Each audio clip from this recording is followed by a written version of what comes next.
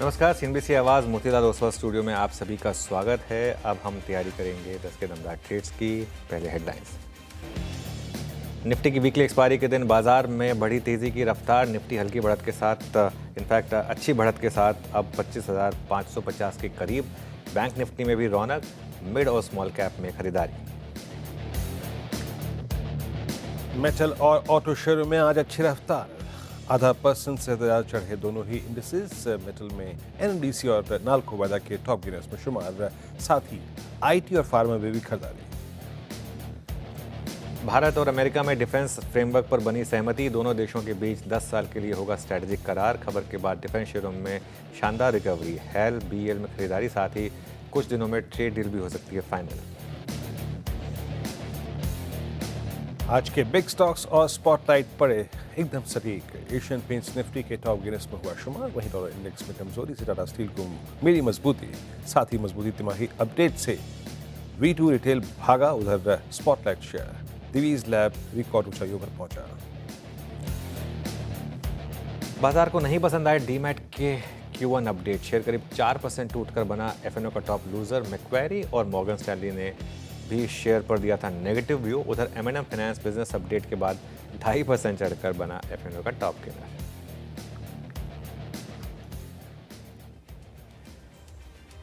Okay, चलिए 10 के। अनुज, हाँ, लग रहा है आपके घर में भी कोई संदूक पड़ा हुआ है। डीमैट याद आ रहा है आपको, डीमार्ट की जगह? अच्छा मैंने डीमैट बोल दिया क्या? कोई बात नहीं, बीरू ऐसा है, कोई चीज खूबसूरती से हो जाती है। संदूक तो ना, जो हम 80s के किड्स हैं ना, उनके सबके घर में पड़ा ही है। मतलब आज भी घर में एक ना एक ऐसा संदूक पड़ा होगा जिसको एक ना एक मम्मी नहीं संदूक होगा, है कहेंगे कि नहीं ये संदूक तो रहेगा घर पर, तो वो तो रहेगा ही रहेगा, है ना वो संदूक तो। लेकिन उस संदूक एक संदूक होता था अनुज, अनफॉर्चुनेटली कोई एक होता शेयर्स था नहीं। ड्रम। हाँ है, हाँ बिल्कुल। हम लोग के जमाने में एक दूसरा ड्रम होता था जिसमें गेहूं चावल रखा जाता था। एक वो गोली होती थी फिनाइल की, है ना। बीरू उस पे क्या जाएंगे दौर ना था तो वो, पूरा है शो ना? निकल जाएगा कि हम जो आजकल के बच्चे हैं ना, उनको अगर ये हमारी स्टोरीज बताएंगे ना, उनको यकीन नहीं आएगा कि लाइफ ऐसे भी जी जाती थी, है ना। लेकिन खैर वो हम निकाल चुके हैं। अब आगे बढ़ते हैं ना। चलिए, शो में हमारे साथ 10 के दमदार ट्रेड्स में अमित सेठ और मानस जायसवाल पिछले शो से बने हुए हैं। साथ ही निर्मल बैंक से विकास सालुंके और ट्रेड बुल्स के सचिदानंद उत्तेकर भी जुड़ेंगे। बिग मार्केट वॉइसेस में आज हमारे साथ खास मेहमान जुड़ेंगे। प्राइम सिक्योरिटीज़ के मैनेजिंग डायरेक्टर एन जय कुमार होंगे और उसके बाद मार्केट टेक्निकल्स पर कोटक सिक्योरिटीज़ के रिसर्च हेड श्रीकांत चौहान होंगे। ये सब कुछ ही देर में, लेकिन इससे पहले एक नज़र मार्केट पर, जहां हम आए अब करीब डे हाई पर। निफ्टी करीब 90 पॉइंट ऊपर 25,543 पर। बैंक निफ्टी में भी अच्छी मजबूती, मिड कैप में भी ठीक ठाक मजबूती। एडवांस डिक्लाइन अच्छे खासे मोमेंटम के साथ ट्रेड करता हुआ।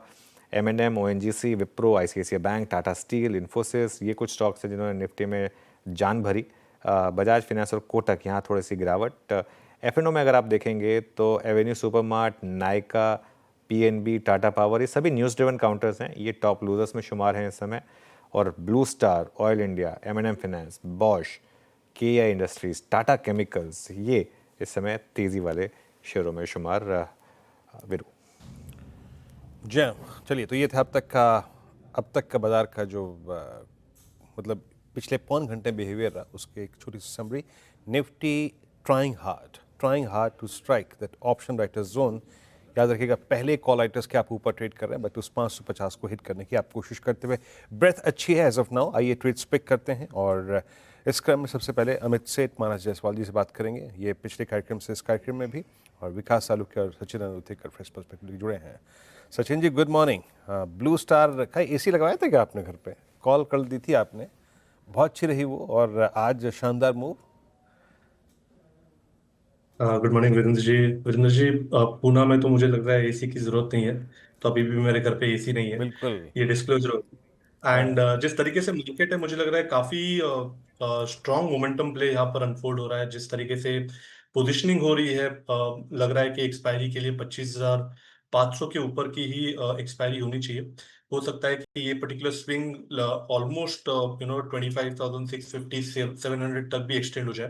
तो आई थिंक एक शानदार रिकवरी हुई है एंड मार्केट में एक पॉजिटिव मोमेंटम बरकरार रहेगा थ्रू आउट द डे। तो यहाँ पर दो स्टॉक्स जो मैंने आज चूज किए हैं, पहला स्टॉक है मारुति का। डिस्क्लोजर होगा कि हमने हमारे क्लाइंट्स को भी ये रिकमेंडेशन दी है।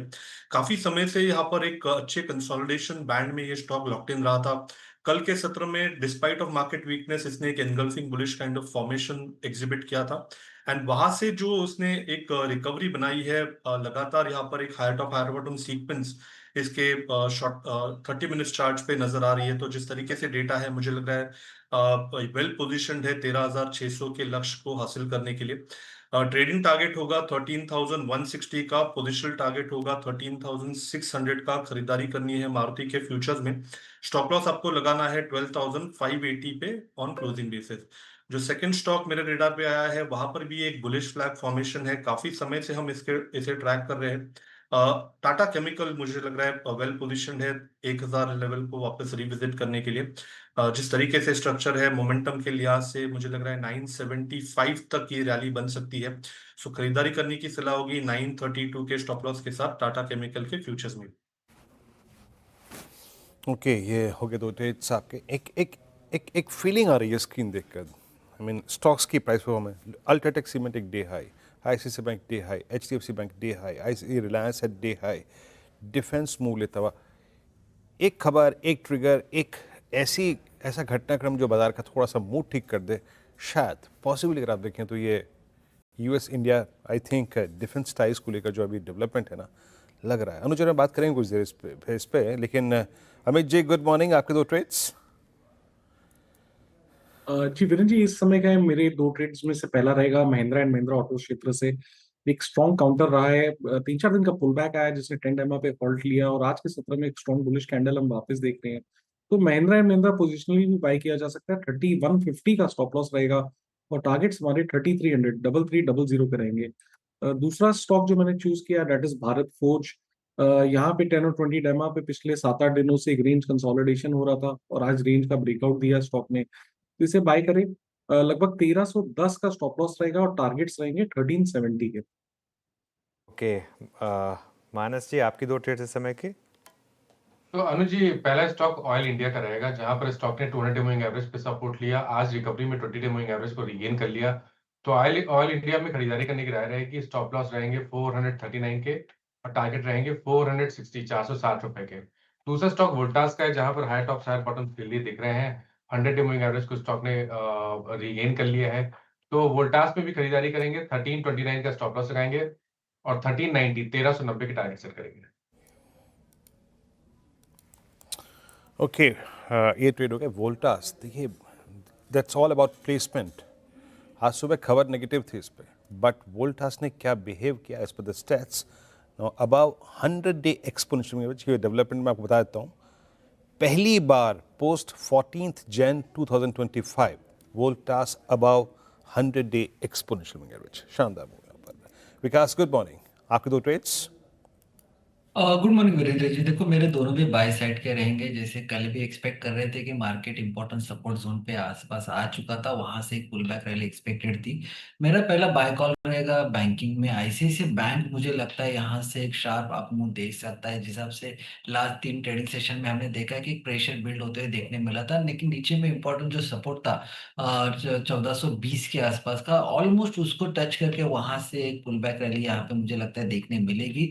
तो 1420 के स्टॉप लॉस से आईसीआईसीआई बैंक को बाय करना है 1490 के टारगेट के लिए। तो मुझे लगता है एक अच्छा अप मूव यहाँ पे देखने मिलेगा। मेरा दूसरा कॉल उल्टा था, लेकिन ऑलरेडी उन्होंने रिकमेंड कर चुका, तो मैं एसीसी यहाँ पे बाय देना चाहता हूँ। 1968 के ऊपर फिलहाल तो ट्रेड कर रहा है। मुझे लगता है ये 200 डीएमए के तरफ अप्रोच करते हुए देखने मिलेगा, जो है 2060 के आसपास का।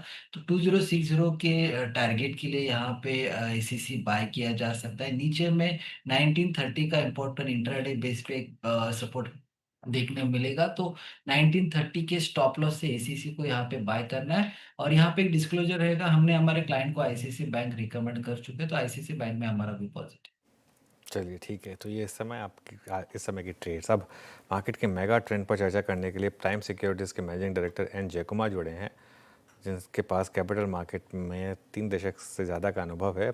इकॉनमी और मार्केट दोनों की गहरी पकड़ रखने वाले एन जयकुमार इक्विटी रिसर्च और वेल्थ मैनेजमेंट में भी एक अथॉरिटी माने जाते हैं। इनसे समझते हैं कि मौजूदा बाज़ार को कैसे देखना है और क्या स्ट्रैटेजी रखनी होगी।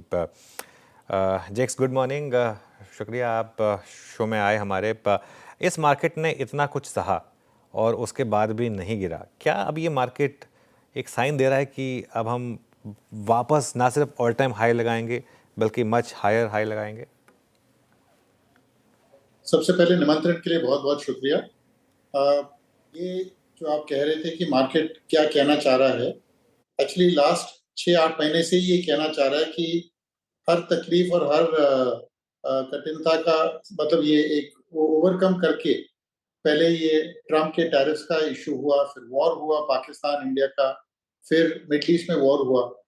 हर चीज को ये मद्देनजर रखते हुए भी ना तो बॉटम्स टूट रहे हैं बट न्यूअर हाइज बन रहे हैं।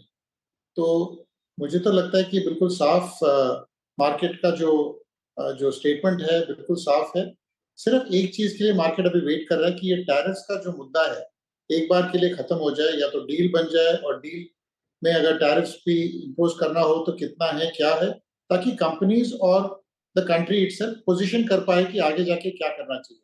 लेकिन जो फ्लो ऑफ पैसा है, दो तरीके के मतलब फ्लोज मुझे नजर आ रही हैं। एक तो एक लोकल फ्लो है और दूसरा ये डॉलर इंडेक्स का जो वीकनेस है 97 के नीचे भी जा चुका है अभी और 96 और 97 के बीच में ट्रेड कर रहा है, जो एग्जैक्टली 6 महीने पहले 108 और 110 में था। और लास्ट अगर आप 3-4 दशक देखोगे, इतना बड़ा जो मूव आया है डॉलर इंडेक्स में एक तरफा, वो probably one of the highest moves है और अभी भी ये मूव खत्म नहीं हुआ है। मेरे हिसाब से ये 92 तक जा सकता है और वहां कंसोलिडेट करके मे बी इवन लोअर। और जो बाकी एसेट कैटेगरीज हैं, यानी कि अदर कंट्री अदर करेंसीज, यानी कि स्विस फ्रैंक ले लो या जापानीज येन ले लो या यूरो ले लो, उन मार्केट्स में पैसा जा रहा है, उन करेंसीज में पैसा जा रहा है। बिटकॉइन का स्ट्रेंथ ले लो, तो मार्केट अपने आप को एक रियलाइन सा कर रहा है, यानी कि डॉलर और डॉलर बेस्ड एसेट से नॉन डॉलर एसेट में जा रहा है पैसा, जहां पर इंडियन रुपी और इंडियन एसेट्स यानी कि इक्विटी एंड डेट दोनों में पैसा देखने को मिल रहा है कि ओवरसीज से आ रहा है। Plus local liquidity has never been as good as it is now. जो आरबीआई गवर्नर और आरबीआई ने जो किया है, मेरे हिसाब से बहुत ही प्रेजवर्दी है कि इतना लिक्विडिटी प्रोवाइड करना, इंटरेस्ट रेट्स कम हो और inflation also is helping them कि they don't need to worry about inflation. तो ये तीन चीजों का अगर आप एक ट्रायंगुलेशन देखते हो, यानी कि कमिंग टुगेदर देखते हो, तो यू रियलाइज कि ग्रोथ की जो रेसिपी है private sector and public sector का, this combination has never been better. तो on one hand there is growth, money flow is coming through and there is a de-dollarisation theme. ये अगर 3-4 चीजें अगर देखते रहें तो कब कितना हो जाए ये मैं प्रेडिक्ट नहीं करना चाह रहा हूं, बट न्यू हाइज की तरफ मार्केट बढ़ रहा है और न्यू हाइज और नए न्यू हाइज करता जाएगा in the next few years. Okay, अच्छा, आप एक स्पेस पर काफ़ी पॉजिटिव रहे थे, वो थे जो स्मॉलर प्राइवेट बैंक्स या टियर 2 प्राइवेट बैंक्स थे, जैसे आरबीएल बैंक, बंधन बैंक, इवन वो जो एमएफआई वाले स्पेस से रिलेटेड स्टॉक्स थे, जब आपने कहा था कि यहाँ पर अब सबसे पहले रिकवरी आएगी क्योंकि सबसे ज़्यादा पेन इन्हीं स्टॉक्स ने झेला था और वो स्लो डाउन का सबसे ज़्यादा इम्पैक्ट वहीं पर था। वो ट्रेड ब्यूटीफुली प्ले आउट हुई। इसमें अभी जूस बाकी है क्या?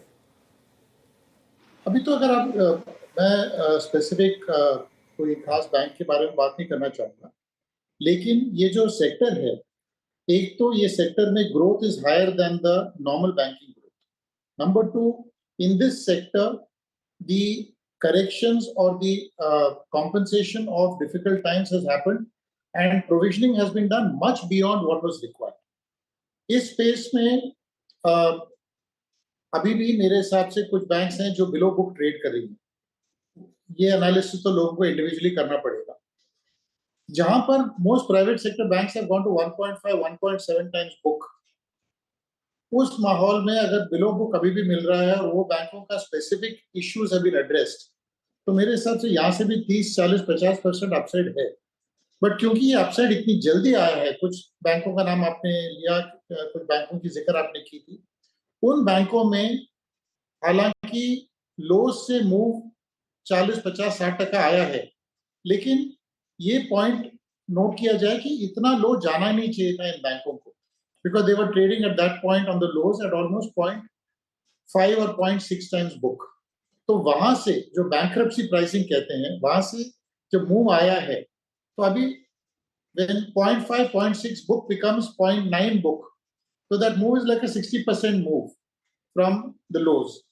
But अभी भी अगर आप 1.5 times या 1.7 देखते हो, and these banks are showing higher, will generate higher alpha and show higher growth than the mature banks at that point in time, and they are also able to reduce their cost of borrowing, which they were sensitive to. So you realize कि यहाँ से भी 30 से 50% का move रह सकता है over the next 1 year.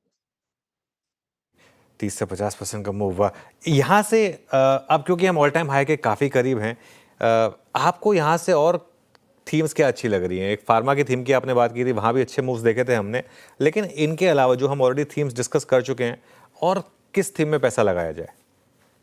I think metals में लगाया जाए, क्योंकि जब commodity prices, see world, the only reason metal prices और metal demand has not increased is because the world में रिसेशनरी कंडीशंस हैं।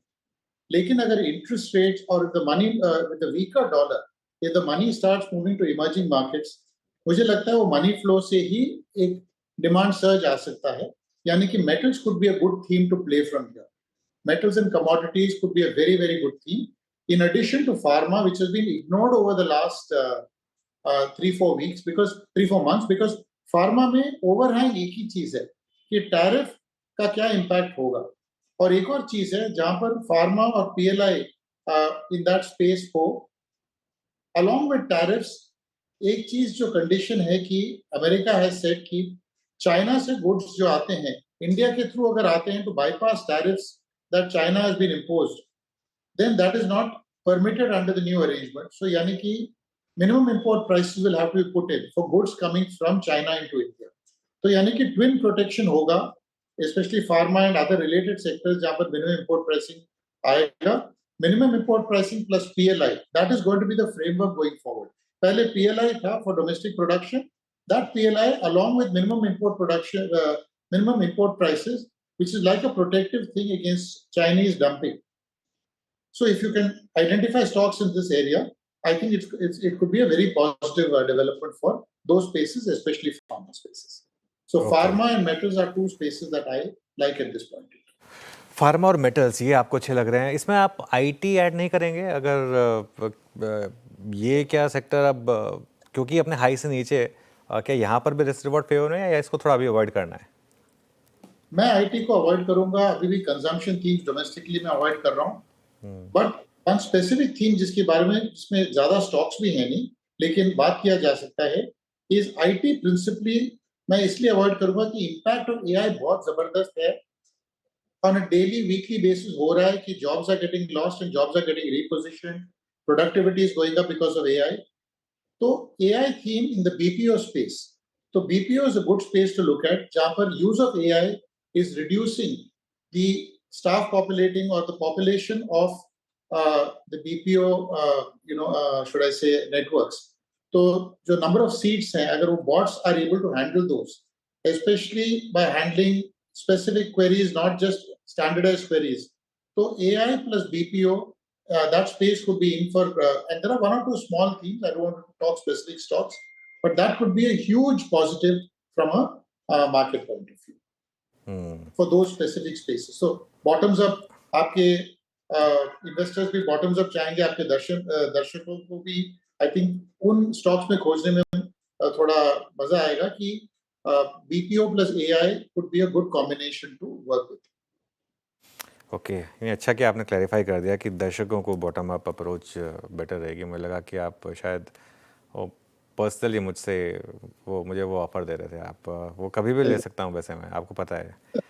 अच्छा, ये एक अगर यहाँ से किसी और कोई डार्क हॉर्स सेक्टर या स्टॉक अगर आप बात करना चाहें तो, जैसे इन द पास्ट आपने काफ़ी बहुत शानदार आइडेंटिफाई करे थे। मुझे याद है आरबीएल बैंक जहाँ पे आपने आइडेंटिफाई किया था वहाँ से डबल हुआ था। टाटा मोटर्स में शानदार मूव आए थे। ऐसा कोई और ऐसी स्पेस लग रही है जो एकदम कम्प्लीटली इग्नोर्ड है, अभी कोई देख ही नहीं रहा उसको, लेकिन रिस्क रिवॉर्ड काफ़ी अच्छा है? I think the telecom infrastructure space, जहाँ पर every time we talk telecom infrastructure, एक दो कंपनियों का ही जिक्र हो सकता है, क्योंकि वोडाफोन क्या हेल्थ मतलब काफी डगमगा सा गया था बीच में, बट मुझे अभी लग रहा है क्लैरिटी ऑन वोडाफोन आ रहा है, तो द टेलीकॉम इंफ्रास्ट्रक्चर स्पेस जहाँ valuations are cheap, free cash flow is high, one of the companies in that space you could look at quite active and could okay give you returns, especially because some of those spaces are owned by the telecom majors themselves. Those हाँ, companies. बिल्कुल Indus tower में obviously Bharti का stake है, but खैर जय कुमार जी नाम नहीं ले रहे हैं स्टॉक का, ध्यान रखिएगा, तो रिकमेंडेशन नहीं है, थोड़ी रिसर्च आपको करनी होगी। एक आखिरी सवाल, फिर अब ये जो ट्रेड डील है इसको लेकर आप कैसे मार्केट अप्रोच करें? जो थोड़ा सा एक पेच फंसा हुआ है भारत यूएस की ट्रेड डील का, क्या पहली बात तो क्या वो मार्केट के लिए फैक्टर है, और दूसरा अगर हाँ तो इसको कैसे अप्रोच करें? मुझे लगता है कि US does not have an option but to do a deal.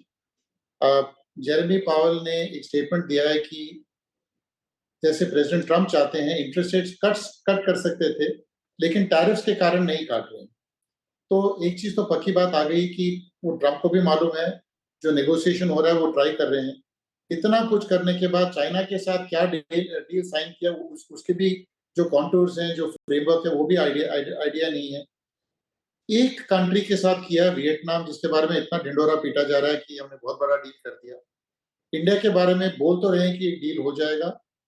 जो चीजें जो मतलब अटक के आ रही हैं, जो मतलब गले का हड्डी बोलते हैं, जो वो आ रही है, वो है फार्म सेक्टर, यानी कि सोया, यानी कि some of the farm imports from the US into India. उसमें to protect local farmers I think India is taking a harder stance, और वो वाकई में सही भी है क्योंकि वो बड़ा हमारा कॉन्स्टिट्यूएंसी है, जिस तरह फार्म सेक्टर इज ट्रम्प की कॉन्स्टिट्यूएंसी। तो अदर देन दैट ब्रॉडली मुझे नहीं लगता कि कोई अड़चन है डील करने में, और वो डील अनाउंस भी हो जाएगा। शायद फाइनल कॉन्ट्रोल्स आने के लिए महीना 2 महीना और लग सकता है, बट अगर कोई country is close to a deal, I think it is India with the US, जिसमें ना यूएस को कोई आपत्ति आएगी और मुझे लग रहा है कि उनका ऑप्शन भी नहीं है।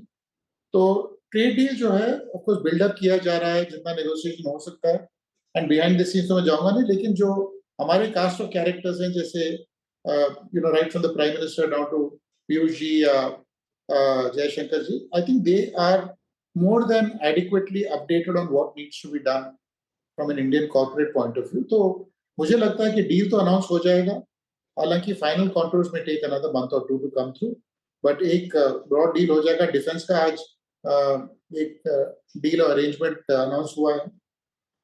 इसी मुझे लगता है इसी sort of theme में, या इसी in this mood, I think we'll be able to get the other deal also out of the way. All right, चलिए जय कुमार जी बहुत बहुत शुक्रिया आज हमारे साथ जुड़ने के लिए और हमसे इन सब टॉपिक्स पर बात करने के लिए। Thank you so much. बहुत बहुत चलिए, मार्केट वीरो है डे हाई के करीब ही, लेकिन वो 25,500 का ना 25,600 का कॉल राइटर अभी भी टस से मस नहीं हो रहा है, और in fact massive open interest build ही हुआ है वहाँ पर। तो सारी बैटल अब इस जोन की है 25,550 से 25,600 के जोन की बेसिकली। बिल्कुल बिल्कुल टफ जोन है अनुज, काफ़ी देर से टाइम स्पेंड कर रहा है, बट एक स्टॉक जो कि शायद पोटेंशियल रखता है उसको हिट करने का या फिर उसे पार कराने का, that's Reliance industries. Tick by tick chart रखिएगा at day high. Shrikant Chauhan Kotak securities से हमारे साथ मौजूद हैं। श्रीकांत, गुड मॉर्निंग, कार्यक्रम में स्वागत है। Srikanth, HDFC bank, Reliance at day high, ICICI bank at day high, लग क्या रहा है? पोजिशनिंग कैसी लग रही है मार्केट की आपको इस वक्त? Good morning Virendra, good morning Anuj. तो देखिए आज काफी वैसे देखा जाए तो सरप्राइजिंग ट्रेंड हमें दिखाई दे रहा है, क्योंकि कल के दिन में जैसे 25,500 और 600 में कॉल राइटिंग हुई थी, मुझे लग रहा था कि मार्केट 25,500 के ऊपर टिकना काफी मुश्किल रहेगा, लेकिन पिछले आधे घंटे से मैं देख रहा हूँ कि मार्केट काफी कंफर्टेबली इन्हीं लेवल्स के ऊपर ट्रेड कर रहा है। तो पॉसिबिलिटी है कि यहाँ पे कुछ शॉर्ट कवरिंग हो सकती है, ये ऐसा मेरा व्यू है। और मुझे लगता है लेकिन 25,600 के ऊपर ही कॉल राइटिंग का एक व्यू रखना चाहिए। कल के दिन में भी अगर आप देखें तो जो इंपॉर्टेंट एक रिट्रेसमेंट थी 25,370 380 के करीब की, उन्हीं लेवल्स को काफी अच्छी तरीके से होल्ड किया था और काफी पहले मार्केट गिर चुका था। तो इसके बाद एक्चुअली मार्केट और गिर सकता था वीरेंद्र, लेकिन मार्केट ने कल काफी अच्छी तरीके से होल्ड किया और आज उन्हीं लेवल्स को पकड़ते हुए हम वापस हायर लेवल्स पे जा रहे हैं। तो पॉसिबिलिटी है कि यहाँ पे कुछ शॉर्ट ट्रैप हो सकते हैं और हम मार्केट में एक बार 25,800 850 के लेवल्स देख सकते हैं, ऐसा मेरा व्यू बन रहा है। तो अभी जब तक 25,500 के नीचे नहीं जाएगा तब तक आप लॉन्ग में बने रहें और करंट जो भी लॉन्ग पोजीशन हो उसे राइड करने की हमारी राय रहेगी। चलिए, आपके मुंह में घी शक्कर, अगर 25,800 हो जाए तो खरीदें क्या स्टॉक स्पेसिफिक, मतलब अगर इंडेक्स नहीं बाय करना तो? बिल्कुल। तो देखिए, अगर जहां पे भी रैली हो रही है मार्केट में, वहां पे हम लार्ज कैप स्टॉक्स में एक्टिविटी देख रहे हैं। और जहां पे भी मार्केट साइडवेज हो रहा है, जैसे कि पिछले 2 दिन से 3 दिन से जो मार्केट साइडवेज हो रहा था, उसमें हमने देखा कि mid cap small cap stocks ने अच्छी हमने एक्टिविटी देखी। अब जैसे कि आज, जैसे आप अभी बात कर रहे थे कि रिलायंस इंडस्ट्रीज है, वो काफी अपने इंपॉर्टेंट लेवल्स के ऊपर है। आज कई सारे ब्रोकिंग फर्म्स के रिपोर्ट्स भी उसके ऊपर आए हैं। ये स्टॉक भी हमें लगता है कि यहाँ से कम 1600 रुपए तक के लेवल्स दिखा सकता है, क्योंकि एक इंपॉर्टेंट लेवल को इसने क्रॉस कर लिया, 1500 के लेवल को, काफी बड़े कंसोलिडेशन के बाद। तो रिलायंस इंडस्ट्रीज में भी मुझे लगता है 1500 का स्टॉप लॉस रखे, 1600 का टारगेट रखे। स्टेट बैंक ऑफ इंडिया एक दूसरा स्टॉक हमें अच्छा लग रहा है, जो 820 815 के रेंज में ट्रेड कर रहा है। यहाँ पे भी अगर आप देखें तो ये काफी रिलेटिवली अंडर परफॉर्म कर रहा है as compared to other PSU stocks. तो जब मार्केट में रैली होगी तो इन स्टॉक्स में शॉर्ट कवरिंग हो सकती है, और ये भी स्टॉक एक बार 835 से लेकर 845 तक के levels state bank of India दिखा सकता है। और बाकी तो जैसे अभी आपने थोड़ी देर पहले बताया था कि मेटल स्टॉक्स, वहां में हमें लगता है कि कुछ ना कुछ और भी तेजी के मौके बनेंगे। हिंदुस्तान कॉपर, साथ ही साथ वेदांता, ये दोनों अच्छे लग रहे हैं। शुक्रिया आप श्रीकांत हमारे साथ जुड़ने के लिए। और मार्केट डे हाई पर आया और अब हम 25,550 के उस जोन के ऊपर 25,560 और 25,600, ध्यान रखिएगा उसके ऊपर अगर निकले 25,600 650, तब शायद वो बड़ा शॉर्ट कवरिंग का मूव ट्रिगर हो। लेकिन एक चीज़ तो क्लियर है, 10 डे पर डिफरेंस लेकर निफ्टी ने उन्हें रिवॉर्ड किया जिन्होंने उस डिप को बाय किया। ब्यूरो में आपसे अब इजाज़त लेंगे और इस शो को रैप करेंगे, और इस के बाद श्रेया और कंचन आएंगे आपके लिए ट्रेडर्स हॉटलाइन लेकर।